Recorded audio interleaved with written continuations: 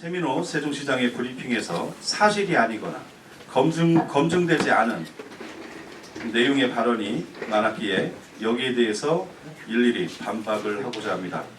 지금 세종보는 1년에 한 번 하는 정기 점검을 하고 있는 중입니다. 그런데 최민호 시장은 마치 세종보 재가동을 위한 시범 가동을 하는 것처럼 시민들을 속이고 있습니다. 이곳 금강은 우리 인간만 사는 곳이 아니라 무수히 많은 생명체가 살아가는 곳입니다. 그런데 지난 이명박 정부에서 세종보를 만들어 금강의 수많은 생명체를 죽게 했습니다. 2018년 4대강 자연성 회복 사업으로 수분을 개방하자마자 일부 생명체들이 다시 돌아오기 시작했습니다. 세종보 수문을 재가동하는 일은 다시 돌아온 물대새뿐만 아니라 그곳에 사는 무수한 생명체를 다시 죽게 하는 행위입니다. 세종보는 4대강 사업으로 된 것이 아니고 애초에 행복도시 계획에 있었고 노무현 정부 시절을 또 운운하면서 얘기를 하고 있습니다. 그러나 노무현 정부 시절에 행복도시 계획에 금남교 바로 밑에 있는 금남보라고 하는 이름으로 추진이 되고 계획이 된 게 맞습니다. 그때도 4대강 사업 이전이었죠. 그때도 세종 지역에는 환경단체가 없었기 때문에 인근의 충북, 미우강이 합류하는 합강, 거기까지가 이제 충북 수계이기 때문에 충북 지역 그리고 대전 충남 지역 환경단체들이 강하게 반대를 해왔습니다. 그래서 적극적으로 이 금남보가 추진이 되지 않았었습니다. 그리고 행복청장 간담회를 통해서도 재검토하겠다라는 답변을 받은 바가 있었습니다. 그 이후에 이것이 최소한 적극적으로 추진되지 않거나 보류가 되어 있는 상태에서 4대강 사업이 2009년에 비전이 만들어지고 추진이 되면서 4대강 사업으로 진행된 겁니다. 하여튼 결론은 설상 노무현 정부 시절에 행복도시 계획이었다 하더라도 잘못된 사업이었고 문제 있는 사업이었기 때문에 그 사실에는 변함이 없다라는 말씀을 드리고요. 그 다음에 세종보를 가동했던 5년간 어떠했고 그리고 수문을 개방한 지금 7년 넘게 오고 있는데 어떻게 회복되어 갔고 뭐가 달라졌는지 이런 부분에 대해서는 이제 유진수 사무처장님께서 얘기해 주실 거고요. 그리고 세 번째로 세종보는 해체 영순이었습니다. 세종보는 담수 능력도 적기 때문에 댐의 기준, 특히 세계댐위원회에서 만든 댐의 기준에 적합하지 않아서 실제로 그 담수 용량이 적습니다.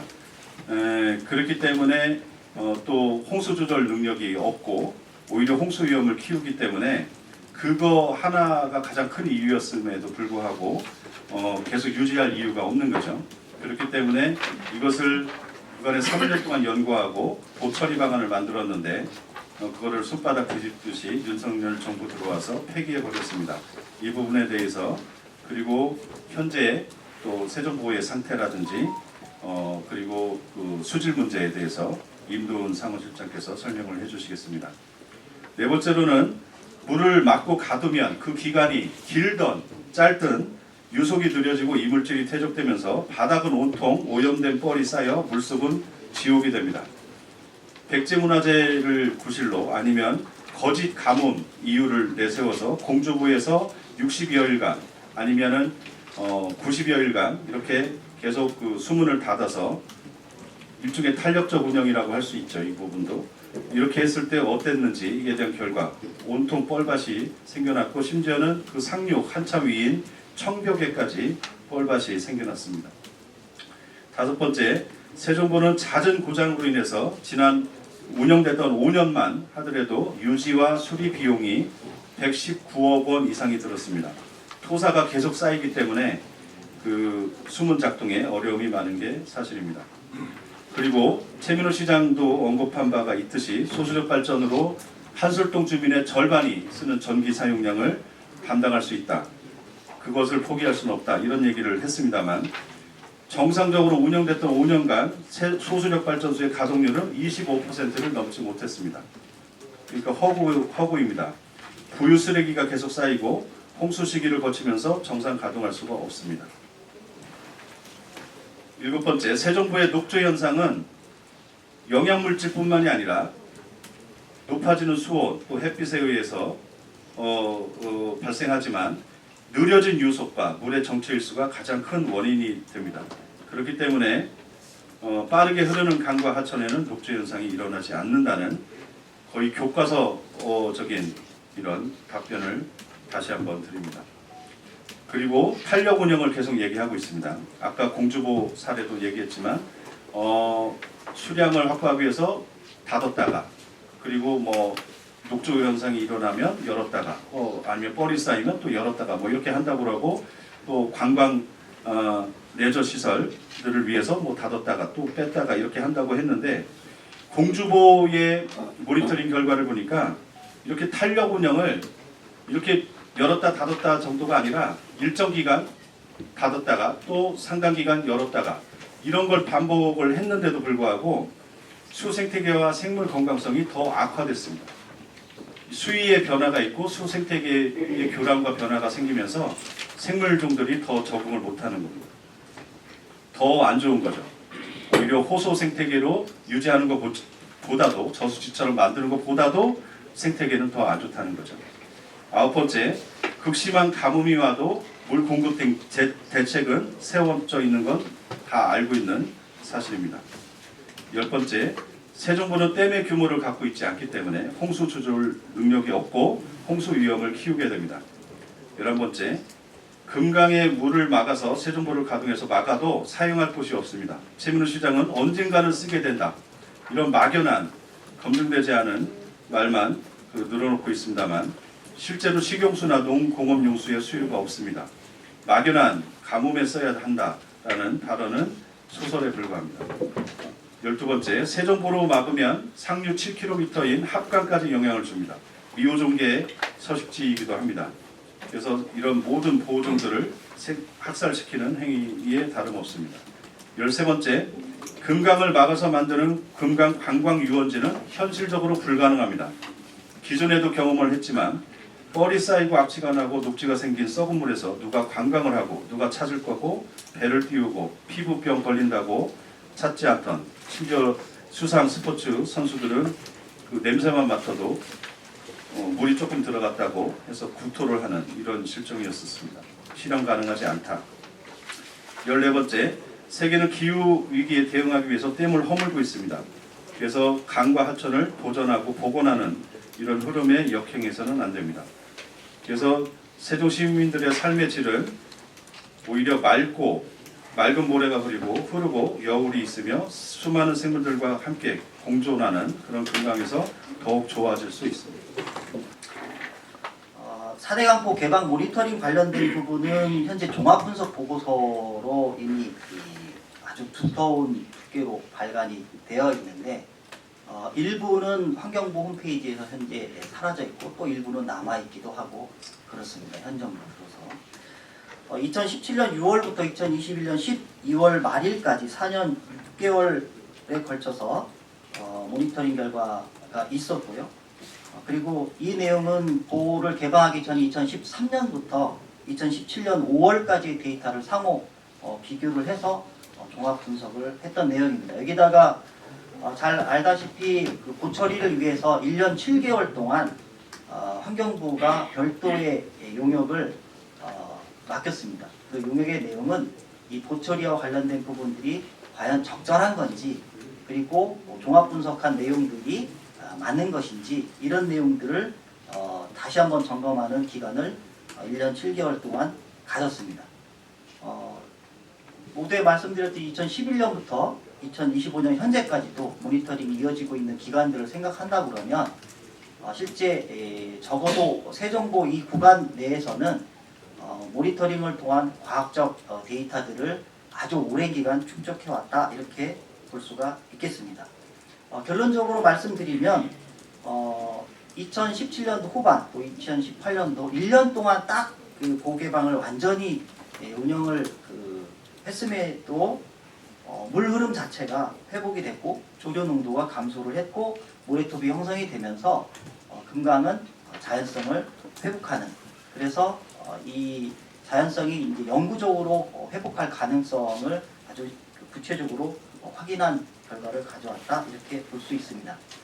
아마 가장 관심을 가지고 지켜보시는 게 이 녹조 발생과 관련된 부분하고 특히 사람에게도 심각한 건강에 악영향을 미치고 있는 위해 남조류와 관련된 부분들일 텐데요.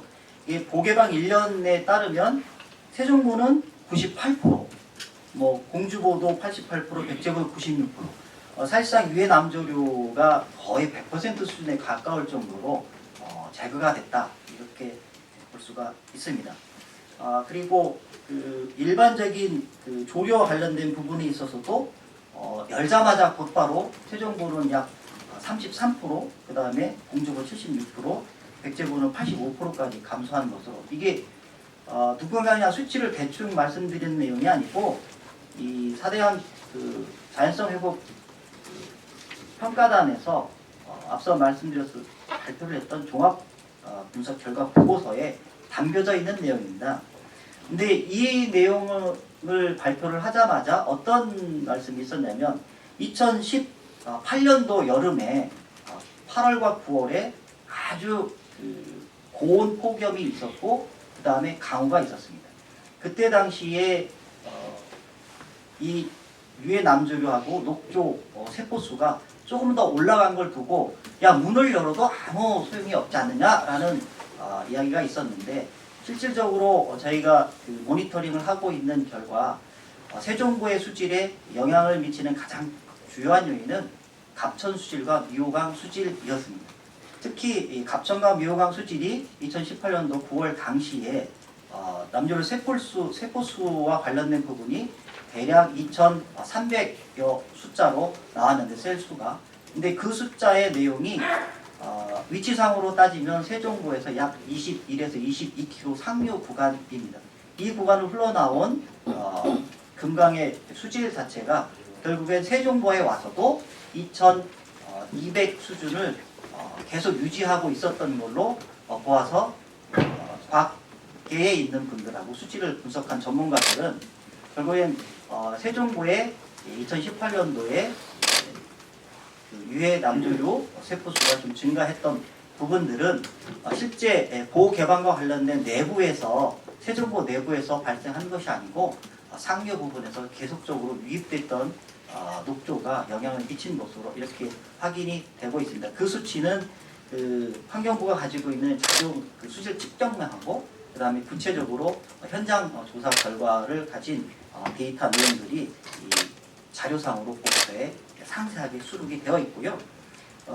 특히 강우량과 비교했던 자료를 저희가 살펴보더라도 잘 보이시지 않겠지만 당시 2018년도 9월에 강우량이 피크가 되어 있는 부분들이나 아니면 매년 강우량이 많았던 발생 시기에 녹조의 세포수가 다소 증가했던 내용들은 사실은 고개방 전이나 전 후라도 지속적으로 있었던 사안이기 때문에 결국 세종보가 보로 가두어서 녹조수가 증가했던 기간들이 결국 보가 개방이 되면서 줄어들었는데 그 중에 이제 일시적으로 세포수가 늘어났던 부분들은 결국 상류의 수질의 영향을 많이 받았다 이렇게 분석이 되고 있습니다. 특히 세종보 구간에서 이 조류경보제 발령 기준과 관련된 부분을 보면 2018년도에 아까 말씀드렸던 내용대로 경보지에 관련된 일수가 한 8일 정도 있었는데 사실상 19년도, 2020년도, 21년도 이후에는 이 조류경보지에 관련된 발령이 전혀 없는 상태로 계속 유지를 하고 있는 것만 보더라도 세종보가 얼마만큼 세종보 구간의 녹조에 악영향을 미치고 있는가 하는 부분들을 저희가 알아볼 수 있습니다.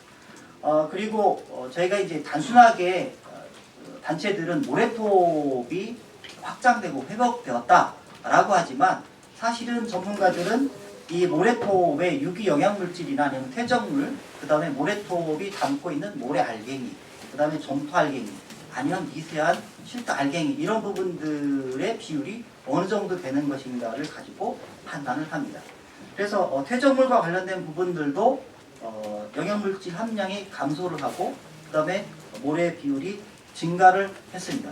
더군다나 백제보에서 그 보 상단에 물이 계속 쌓이고 수심이 깊어지면 결국 그 밑에는 산소가 점점 줄어들어서 산소가 없어지면 빈산소층을 형성한다고 이야기를 합니다.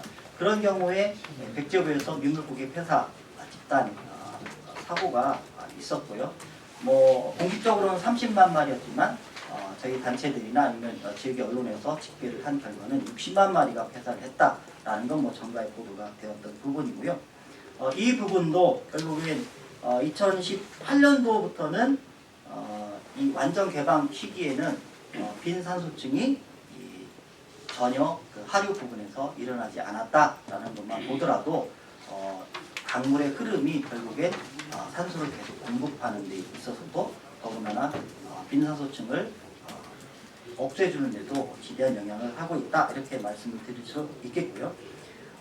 그리고 모래 비율과 관련된 부분들은 수치가 나와 있겠습니다만 세종보는 대략 그 개방 전후로 비교를 해볼 때 1.07배, 그 다음에 아래로 내려갈수록 공주보는 1.5배, 그 다음에 백제보는 간헐적으로 열었다 닫았다를 반복을 하면서 1.3배.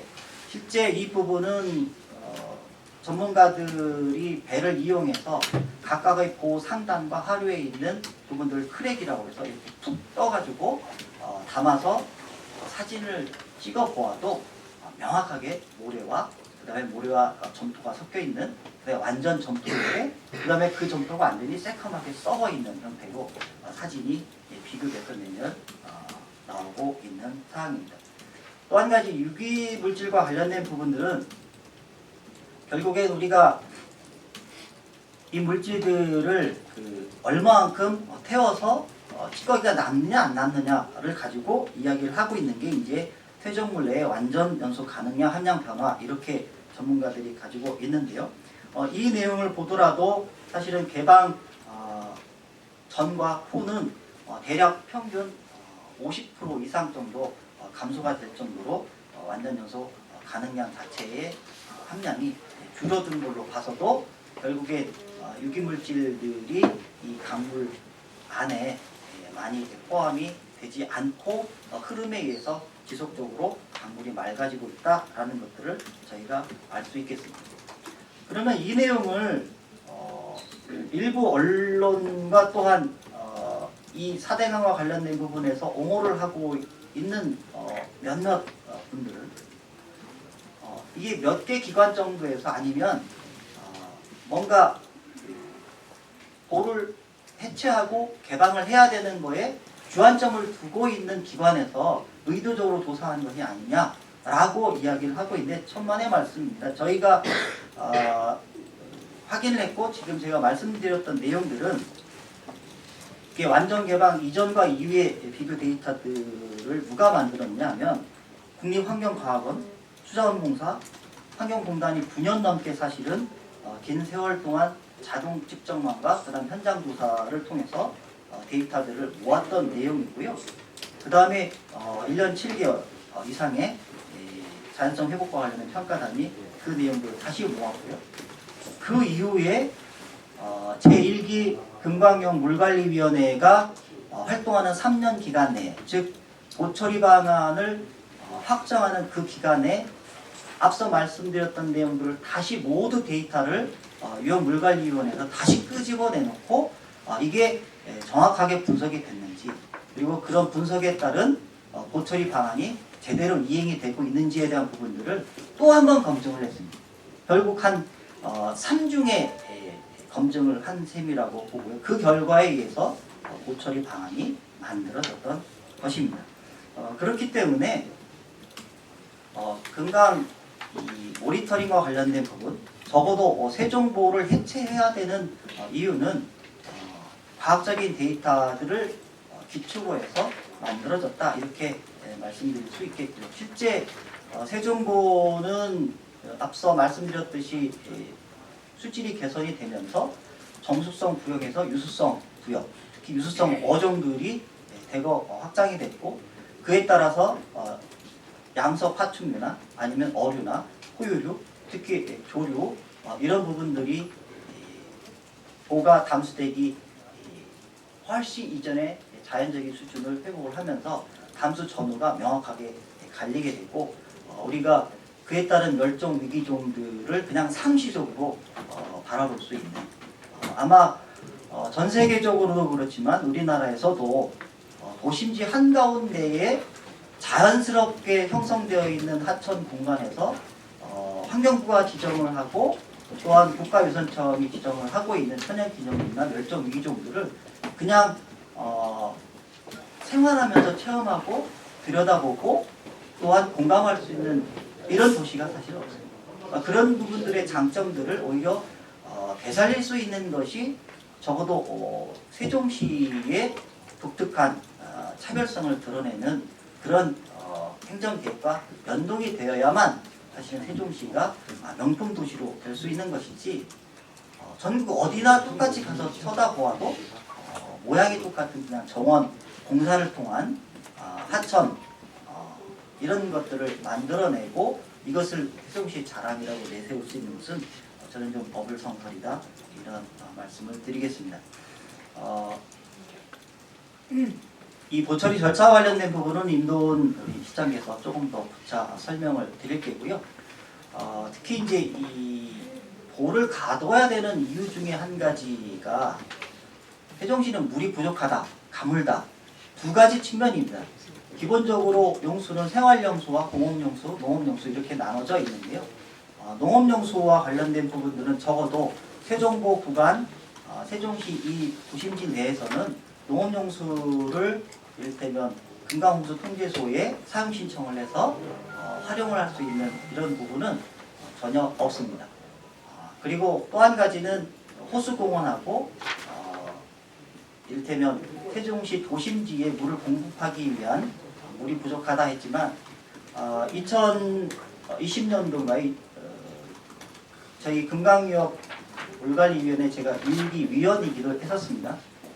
당시에 과연 정말 그런가 하는 부분하고 보처리를 위해서 가장 필요했던 것들이 취수장이나 양수장 시설들을 활용을 해서 물을 충분히 공급할 수 있는 취수구의 높이를 조정되지 않는다고 그러면 보처리를 하기 어려운 것이 아닌가라는 의문이 있었고 그런 것에 맞추어서 그러면 그 취수구를 조정을 하자 했고요. 지금 뭐 거의 공사가 마무리되고 있습니다만 일부 되기도 했고 양화 취수장 관련된 부분들은 이미 취수구 조정이 됐고요. 그 다음에 모래톱에서 이를테면 물을 뽑아 올리기 위한 부대 시설들을 아래쪽에 공구를 이미 2개 정도 더 설치를 한 내용들이 마무리 단계에 있습니다. 2020년도가 그때 방문 당시에도 세종시의 물 관련된 담당 과장께서 세종시는 물 부족은 이미 이 시설로서 완료가 됐다. 전혀 문제가 없다라고 명확하게 물관리위원회에 설명을 했고요. 그런 과정들을 비춰본다 그러면 세종시가 물이 부족하다. 아니면 감수를 함으로 해서 세종시의 이를테면 도시의 어떤 명품성을 높이겠다 하는 부분들은 이 부분들이 데이터를 견주어서 나온 말이 아니고 다분히 정략적인 발언이다 이런 말씀을 드리면서 제 설명은 마무리를 치겠습니다. 세종시장 최민호 시장은 저희 이제 검증되지 않은 시민사회단체 뭐 이렇게 이야기를 했는데 저희는 금강, 낙동강, 영산강 유역에 87개 시민사회단체가 연대하고 있는 시민행동단체이고 금강 유역에서만 17개 시민사회단체가 연대를 하고 있습니다. 거기에는 이 세종 지역 단체도 있고 공주, 부여 단체들도 저희와 함께 하고 있습니다. 그런 부분에 대해서 시민사회단체를 좀 폄훼하거나 왜곡하는 그런 발언들을 한 것에 대해서 심각하게 좀 유감을 표합니다. 지금 세종보는 정기점검 중에 있습니다. 통상 1년에 한 번씩 하는 정기점검인데요. 근데 지금 세종 최민호 시장은 시범가동이다 이런 말을 하면서 마치 세종보 재가동이 초읽기에 들어간 것처럼 그렇게 시민들을 호도하는 발언을 했습니다. 그러면서 브리핑을 보는 내내 사실은 저는 굉장히 경악을 금할 수가 없었는데요. 지금 앞서서 설명해 주신 유지처장님께서 설명해 주신 이 과학적인 검증 과정이라든지 내용에 대해서 2022년 5월 달에 환경부에서 발표한 보호개방 모니터링 결과 보고서를 살펴보시면 거기에 이런 내용들이 상세하게 기록되어 있습니다. 그러니까 사실은 세종시장은 이런 부분에 대해서 어떠한 검증 없이 본인이 검증 없이 어떤 절차 아니면 데이터 확인 없이 그냥 와서 시민들을 호도하는 내용들로 시민들을 선동했다라고 저희는 생각하고 있고요. 지금 세종고 재가동을 정기 점검을 하면서 어제 대형 크레인이 소수력 발전소에 들어가가지고 공사를 했습니다. 굴삭기도 보호 사이에 들어가서 거기 가운데 쌓여 있는 볼을 드러냈을 때 그 틈 사이에 쌓여 있는 퇴적물들을 걸러내는, 이렇게 쓸어 담아서 빼내는 그런 작업을 했는데요. 한 20에서 30톤 정도의 퇴적물들이 쌓여 있었고 굴삭기로 톤마디로 한 50개 포대 정도를 퍼냈습니다. 이런 작업을 매년 해야만 하는 보가 세종보입니다. 작년 정기점검을 했죠. 작년 9월에도 정기점검을 했고 그 이후로 시간이 1년 정도 지났을 뿐인데도 그런 퇴적물들이 쌓여 있습니다. 뭐 홍수 예방이다 이런 이야기들을 하고 있지만 실상은 사실은 세종보를 들어 올렸다가 홍수가 닥쳤는데 스콜성 강우라든지 이런 장마가 닥쳤을 때 보가 만약에 개방되지 않으면 오히려 보에 큰 재앙을 불러올 수 있는 그런 시설입니다. 그리고 말씀하셨다시피 2012년부터 2019년도까지 수리비만 119억이 들어간 보입니다. 매년 고장이 났기 때문에 소수력 발전소도 가동률이 25%밖에 안 된다고 앞서서 설명을 드렸는데 그렇게 매년 고장이 나고 앞으로 얼마나의 금액이 더 투여될지 모릅니다. 그러니까 세종 시민분들 중에서는 이건 세종 세금으로 하는 것이 아니기 때문에 거기에 대해서 아무렇지도 않다라고 판단하실지 모르겠지만 매년 국민들의 세금으로 15억 이상의 수리비가 세종보에 들어가고 있다라고 보셔야 될 것 같습니다. 그리고 지금 정기점검을 하면서도 사실상 시범 가동을 아직 못한 상태인데 전체 담수를 아직 못 해봤으니까요. 그런데 거기에 대해서도 사실 환경부나 수자원공사도 아직 자신감을 갖지 못한 상태입니다. 그러니까 정기점검을 통해서 퇴적물을 걸러내고 그 보호 관절 사이에 껴있는 자갈이라든지 이런 걸 지금 빼내는 작업들을 하고 있는 것이고요. 그렇기 때문에 지금 세종보 같은 경우에는 앞서 데이터로도 말씀드렸다시피 가동을 하고 싶다라는 것 말고는 아무런 근거나 목적이나 이유가 없습니다. 그리고 또 그 앞서 소개해 주신 것처럼 보철 방안이 취소되는 과정이라든지 이런 것들에 설명을 드려야 될 텐데 2012년도에 4대강 살리기 사업이라는 명분으로 이명박 정부에서 우리나라 4대강에 16개의 보를 설치했고 보 설치 이후에 우리나라 4대강에 녹조가 침몰한다든지 물살이들이 떼죽음을 당한다든지 그런 참사들이 계속해서 벌어졌습니다. 거기에 대해서 전문가라든지 시민사회에서 계속해서 문제 제기를 했고 거기에 대해서 적합한 데이터가 필요하다, 연구가 필요하다라고 해서 아까 들으셨던 그런 절차나 과정들을 거쳤습니다.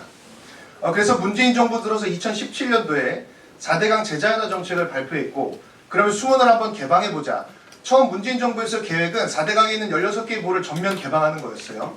그런데 낙동강 유역에서는 반대가 심했고 정치적 지형에 따라서 반대가 심했고 그럼 금강에 있는 매년 문제가 발생하고 가장 규모가 작으면서 자연성 회복성을 확인할 수 있는 그럼 세종보를 한번 열어보자 라고 해서 세종보를 개방했습니다. 세종보와 공주보를 개방했고 2018년 완전 개방을 하면서 그때부터 보 상시 개방 모니터링을 시작했습니다. 그래서 22년 5월달까지 보 개방 모니터링 결과 보고서가 나와 있는 것이에요. 거기에 아까 말씀하신 녹조 데이터라든지 수생태계 데이터라든지 이런 것들이 다 나와 있습니다. 그런데 거기에 대해서 전혀 상반된 내용을 최민호 시장은 브리핑을 했던 거고 이것은 사실 시민들을 호도하는 거고 자기 정치적인 어떤 공약을 이행하거나 아니 그런 도구로 사실상 이런 데이터들을 오용했다라고 판단할 수밖에 없는 그런 상황입니다. 그 모니터링 결과 보고서와 국민의견 수렴 과정 그리고 그때 당시에는 민간 협의체가 있었는데요. 지금도 있습니다. 금강보 운영협의체라는 민간 협의체가 있습니다. 그런데 21년 9월달 백제문화재 공주보 담수를 할 것이냐 말 것이냐 논의를 이유로 단 한 번도 회의를 개최하지 않았습니다. 보개방협의체, 민간협의체, 운영협의체를 만든 이유는 보 운영에 있어서 민주적인 절차 그리고 의견 수렴 과정을 만들자라고 해서 거기에는 주민, 전문가, 행정, 기자, 그런 시민사회 이렇게 해서 그 참여를 한 민간협의체가 있습니다. 그래서 지금까지는 통상 보 운영을 하는 데 있어서 그 민간협의체에서 논의를 거쳐왔고요. 개방을 할 것이냐 담수를 할 것이냐에 대해서 의견을 물어왔습니다. 그러나 지금 윤석열 정부 들어서 민간협의체 운영은 중단됐고 민주적 의견 수렴 과정이라든지 그 절차는 전부 사라졌다라고 봅니다. 이거는 사실은 정책을 결정하거나 운영하는 데 있어서 거버넌스를 후퇴시키는 일이고 민주적 절차를 훼손하는 그런 큰 문제다라고 볼 수 있습니다. 그렇게 해서 논의 절차를 거쳐서 21년 1월 18일에 최종으로 금강과 영산강의 보처리 방안을 확정했고 그에 따라서 보처리 방안 이행을 위한 세부계획 수립 용역까지도 마쳤습니다. 그런데 23년 7월 달에 감사원에서 4대강 관련해서 5차 감사 결과를 발표했는데요. 거기서 주문으로 내려진 것은 무엇이냐면 금강 영산강 보처리 방안에 대해서 조금 더 데이터를 보완하고 완전하게 보고서를 만들어라 라고 요구를 했습니다. 그런데 감사원 결과를 발표한 지 하루 만에 그때 당시에 한하진 환경부 장관이죠. 환경부 장관이 국가물관리위원회에다 재심의를 요청하고요. 재심의를 요청한 지 15일 만에 국가물관리위원회에서 보처리 방안을 취소합니다. 그러니까 보처리 방안을 확정하는 데는 수년의 모니터링 결과와 국민의령 수렴 과정 그리고 민간협의체 운영을 통한 민주적 의견 수렴 과정을 거쳐서 확정했음에도 불구하고 단 15일 만에 어떤 단 하나의 용역 보고서나 연구 과정 없이 모니터링이나 데이터 수집 과정 없이 보처리 방안을 취소한 겁니다. 저희는 이것에 대해서 위법적이고 졸속적인 정황이 있다. 그래서 거기서 법적인 문제를 지금 계속해서 제시를 하고 있고요. 그리고 지금 국회라든지 국회 물정책 정상화를 위한 특별위원회 구성이라든지 그리고 국정조사를 요구하면서 그 보처리 방안 취소 과정과 국가물관리 기본계획 변경 과정에 대해서 진상을 조사하고 원상회복을 하기 위해서 대화를 계속해서 하고 있습니다.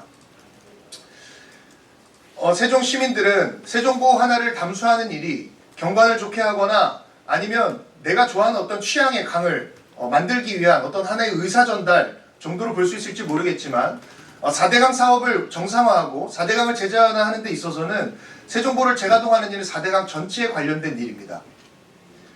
지금 16개 보 중에 세종보 단 하나만이 장기간 개방해서 그 데이터를 축적하고 있습니다. 그 데이터는 아까 말씀드렸던 환경부에서 발표한 데이터 결과 보고서에 다 기록되어 있습니다. 그런데 22년 5월달 이후로는 그 보개방 모니터링 결과 보고서가 출간되지 않았죠. 왜 그러면 정권이 바뀌었기 때문이고 그 보호를 담수하는 데는 아무런 근거나 이유가 없기 때문에 보개방 모니터링을 할 이유도 없는 겁니다. 그러니까 저희는 이 윤석열 정부의 물정책 퇴행 그리고 4대강 사업을 다시 부활시키려고 하는 이 정략적 판단에 대해서 문제를 제기하는 바이고 그리고 이것을 원상회복하고 물정책을 정상화하는데 국회나 국민들이 관심을 가지고 함께 해야 된다라고 좀 요청을 드리고 싶습니다. 그리고 좀 한 가지 좀 첨언을 드리자면 녹조 문제 얘기가 잠깐 나왔는데요.